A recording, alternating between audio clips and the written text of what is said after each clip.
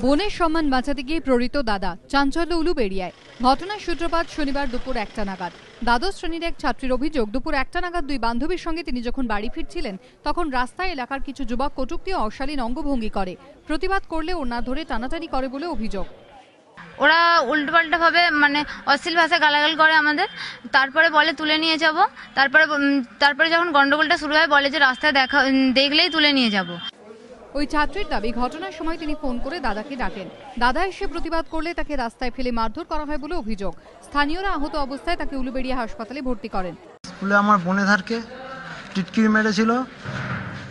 আমরা বলতে গিয়েছিলাম, আমাদেরকে প্রথমে মারতে আসে, আমরা সরে যাই। তারপরে আমার বোনেধারকেও মারতে আসে।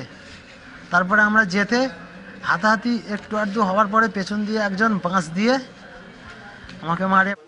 উলুবেড়িয়া থানায় অভিযোগ জানিয়েছেন 3 ছাত্রী। পুলিশ তদন্ত শুরু করলেও এখনো কেউ গ্রেফতার হয়নি। সুনীত হালদারের রিপোর্ট, এবিপি আনন্দ, হাওড়া।